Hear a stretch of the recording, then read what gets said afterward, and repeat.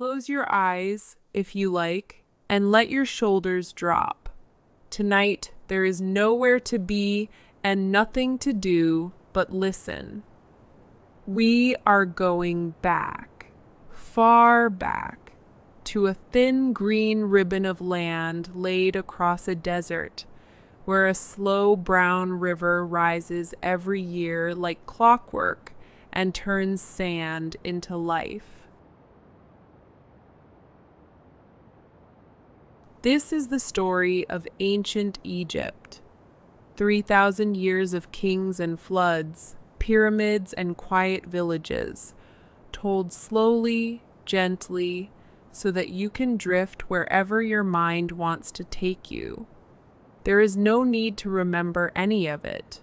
Just let the voice carry you, the way the river once carried everything else. Long before there were any pharaohs at all, there was simply the Nile.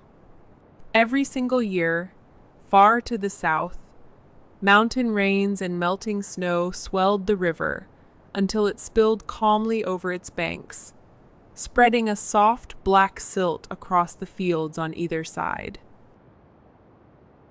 The Egyptians called their land Kemet, the Black Land, for that dark, fertile soil, and they called the endless sand beyond it Deshret, the Red Land, the realm of death and disorder.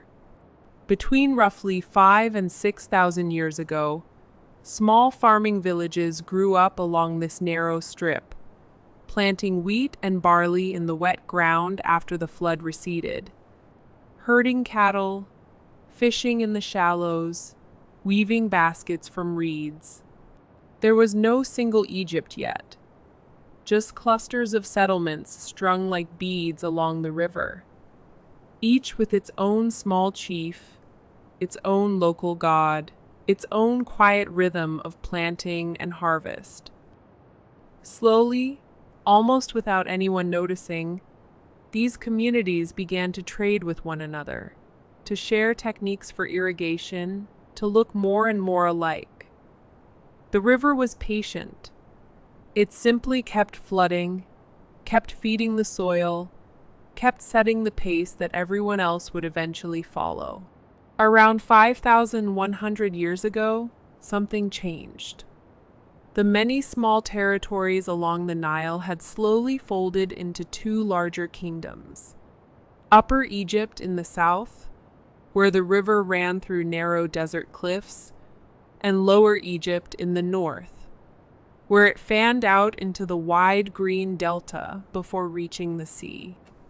Tradition remembers a king named Narmer as the one who joined them into a single land, wearing the white crown of the south and the red crown of the north, together for the first time. Whether Narmer was one man or a symbol for a longer, slower process, historians still debate gently among themselves. What matters is the idea he represents. Two lands becoming one, a single ruler, standing at the head of a unified kingdom, stretching from the first great rapids in the south almost to the Mediterranean Sea in the north. This moment is usually marked as the beginning of dynastic Egypt, the start of a system of kingship that would continue through good centuries and hard ones for the next 3,000 years. A new capital rose near modern Cairo, at a place called Memphis, close to where the river split into the delta. A fitting spot for a kingdom built on the joining of two halves. For its first few centuries, this newly unified Egypt was ruled by kings we now place in the early dynastic period. Men still half wrapped in legend, buried under long mud brick tombs at a site called Abydos. But it is with the Old Kingdom, beginning around 4,700 years ago, that Egypt takes the shape most people picture when they close their eyes and imagine it. A king named Djoser, guided by his brilliant architect Imhotep, ordered something no one had ever built before. Not a simple mound of mud brick, but a soaring staircase of stone rising in 6 great steps toward the sky. The step pyramid at Saqqara was the tallest structure human hands had ever raised, and it announced, quite plainly, that Egypt's kings now saw themselves as something more than ordinary rulers. They were beginning to imagine themselves as living gods, and they wanted monuments that would let them go on ruling in some form forever. A century or so later, that ambition reached its full, calm, enormous height at Giza.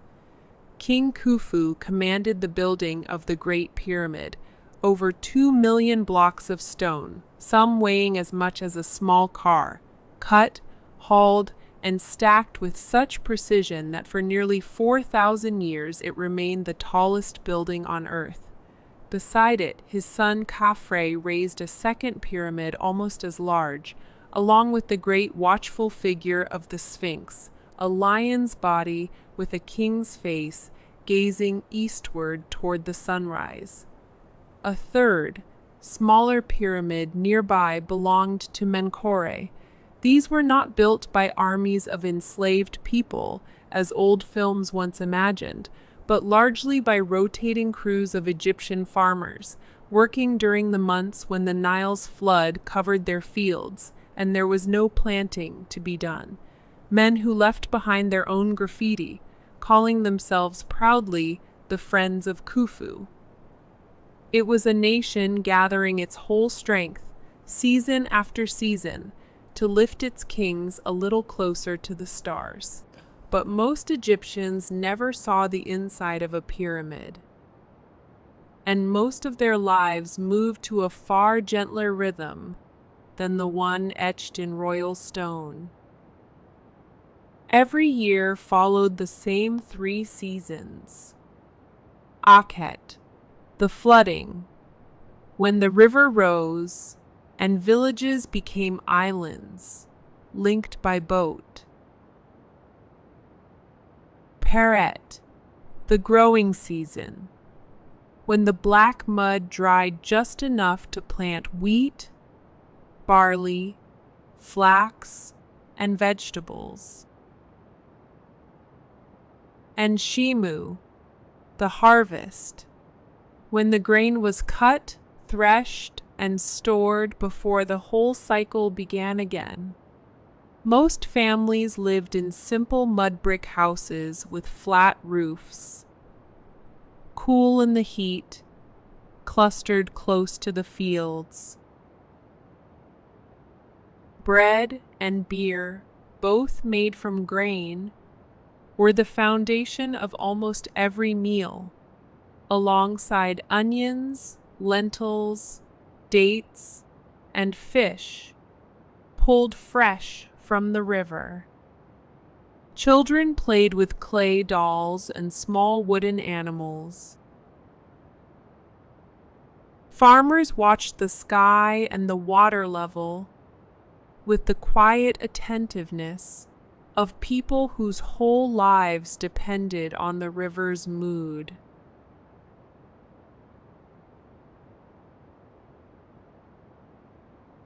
It was, for the most part, an unhurried existence, shaped far more by the seasons than by any king.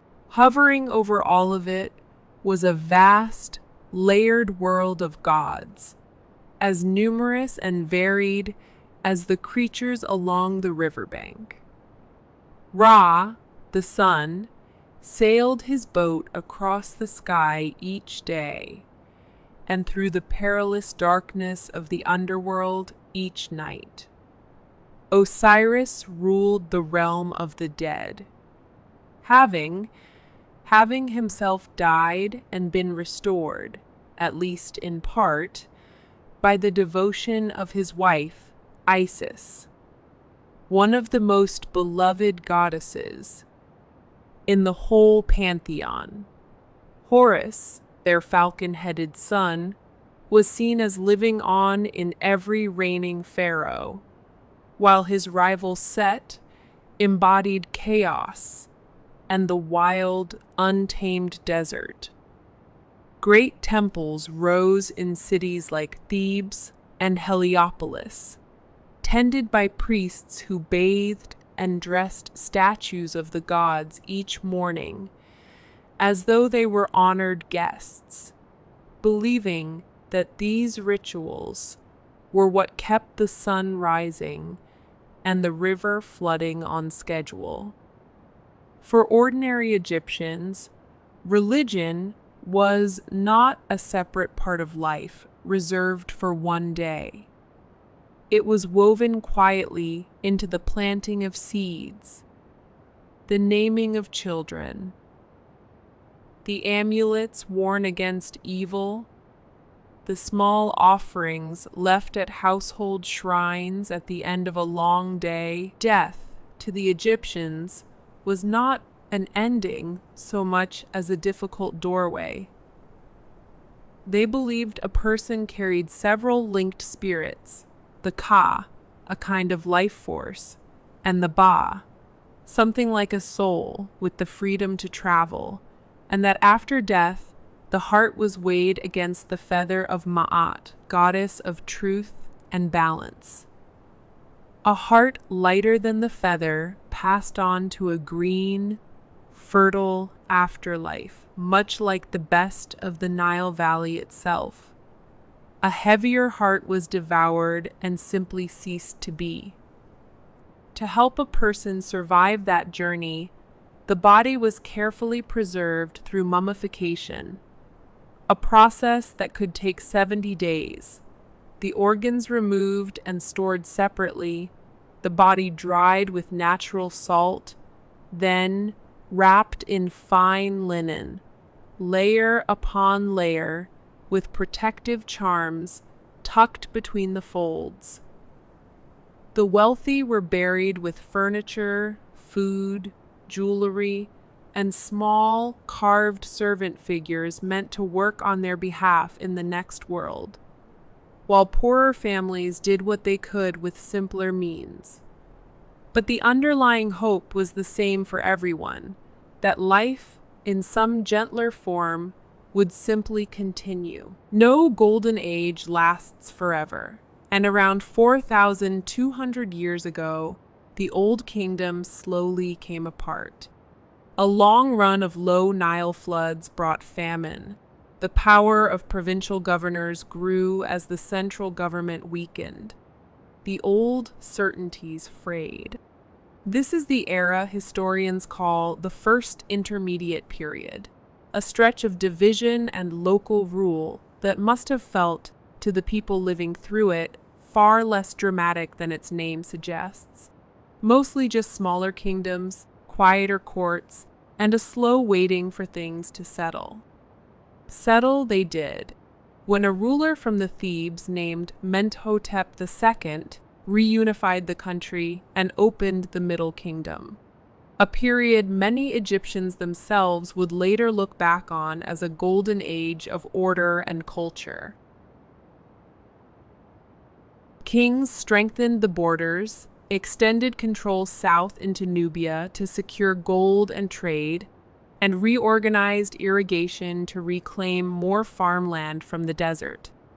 It was also an age of extraordinary literature, poems, wisdom texts, and stories, some of them still moving to read today, written in a form of the language later scribes would study as a classic, the way English speakers might return to Shakespeare. Around 3,700 years ago, the Middle Kingdom too began to weaken, and a group of foreign rulers from Western Asia, the Hyksos, gradually took control of the delta, ruling from the northeast, while native Egyptian kings held on in the south at Thebes. Rather than only bringing conflict, the Hyksos also brought new technology northward into the Nile Valley: the horse-drawn chariot, improved bronze weapons, and new methods of weaving. Eventually, a Theban king named Ahmose fought his way north, drove the Hyksos out, and reunified Egypt once more.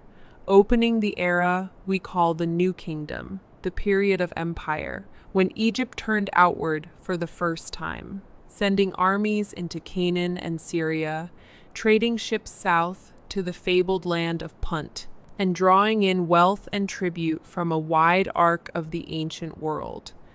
This was the Egypt of towering temple pylons at Karnak, of professional standing armies, of pharaohs who were also, for the first time, seasoned generals. It was into this powerful, expanding new kingdom that one of history's most remarkable rulers stepped forward.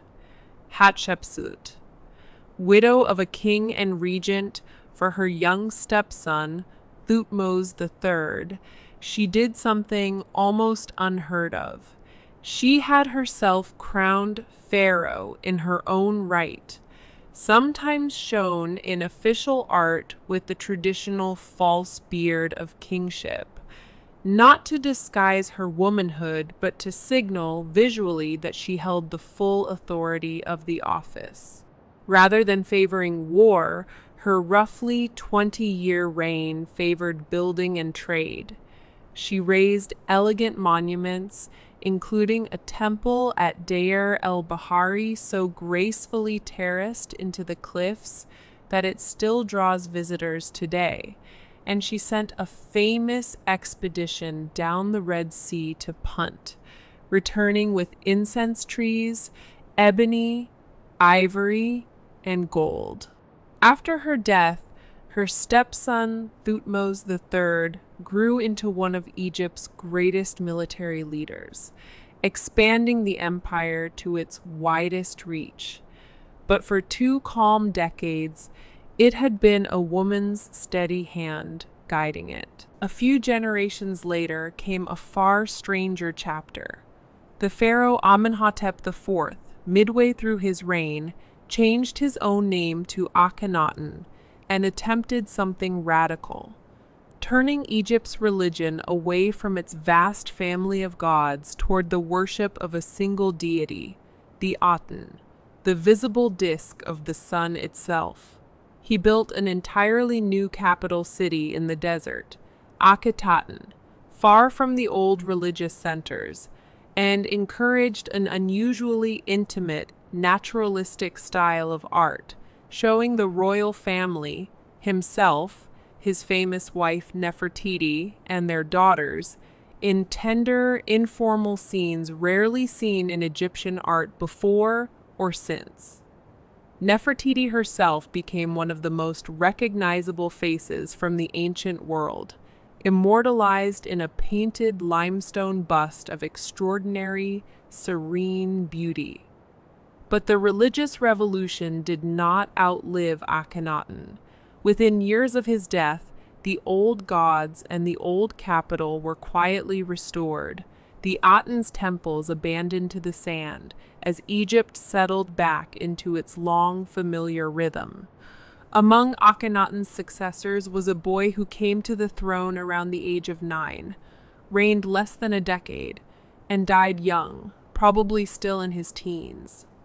In his own lifetime, Tutankhamun was a minor king, remembered mostly for reversing his father's religious changes and restoring the old temples.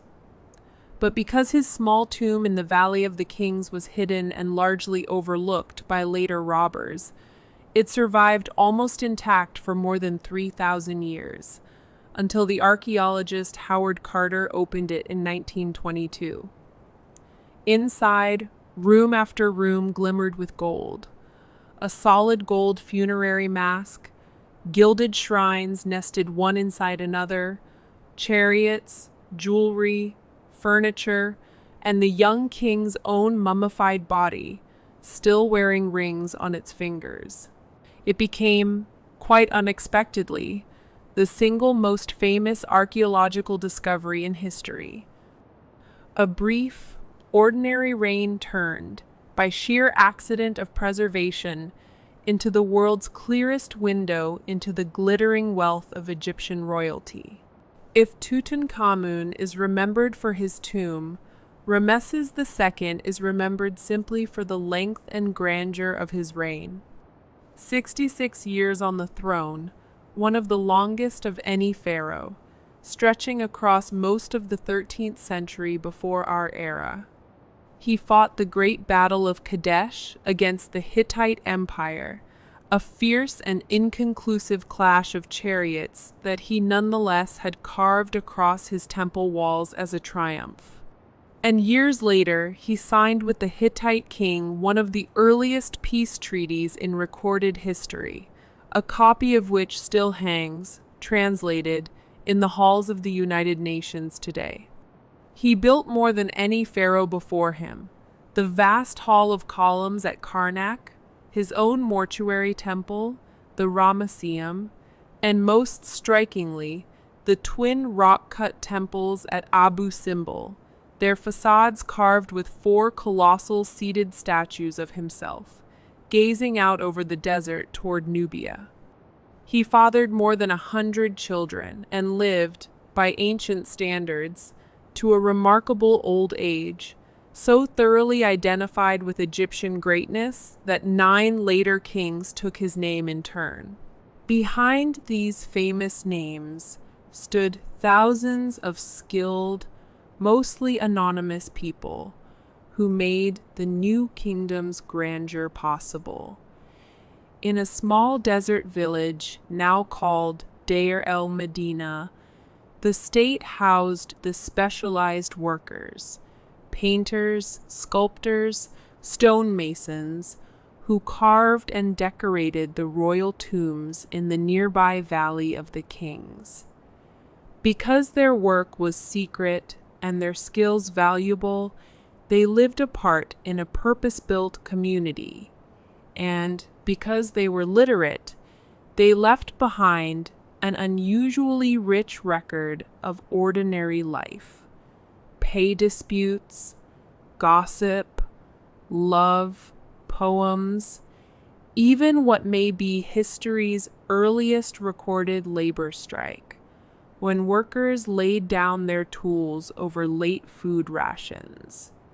Beyond the village, Egyptian scribes trained for years to master hundreds of hieroglyphic signs, keeping records of grain, taxes, and trade on papyrus made from the pith of a riverside reed. Egyptian physicians studied the body with real, careful observation, setting bones, treating wounds, and prescribing herbal remedies, while priests and scholars tracked the stars closely enough to build a calendar of 365 days, remarkably close to the true length of a year. Empires, like rivers, rise and fall in their own slow tides, and after Ramesses II, Egypt's long afternoon gradually settled into evening. Later, New Kingdom pharaohs faced invasions from mysterious raiders, remembered as the Sea Peoples, shrinking borders, and growing pressure from Libya and Nubia. In the centuries that followed, foreign dynasties took the throne in turn: Nubian kings, then Persian conquerors, until, in 332 years before our era, Alexander the Great swept in from Greece and was welcomed, more or less peacefully, as a liberator from Persian rule. After his death, his general Ptolemy took Egypt for himself, founding a Greek-speaking royal line that would rule the old land of the pharaohs for the next 3 centuries, from the dazzling new city of Alexandria, with its legendary library and towering lighthouse. This Ptolemaic line ended with its most famous member, Cleopatra VII, a shrewd and highly educated ruler who allied herself first with Julius Caesar and then with Mark Antony, in a last effort to keep her kingdom independent. Her defeat by Rome in 30 years before our era finally closed the book on 3,000 years of pharaonic rule, and Egypt became simply a province of the Roman Empire. And yet, In a way, none of it ever really ended. The pyramids still stand at Giza, worn but unbroken, the oldest of the world's ancient wonders and the only one still standing today. The temples at Karnak and Abu Simbel still catch the same sunrise they were built to greet thousands of years ago. The river still floods, though a great dam now tames its wildness, and farmers still work black soil that owes its richness to the very same annual gift that first drew people to settle there, 6,000 years before. Every hieroglyph eventually decoded, every tomb quietly opened, every quiet village like Deir el Medina rediscovered, has added one more soft brushstroke to a portrait that is, even now, still being finished. So let the pyramids fade gently into the dark behind your closed eyes. Let the river keep flowing somewhere far off and unseen. And let yourself rest now, the way the Black Land always did between one flood and the next. Patient, quiet, and ready when the time comes to wake again.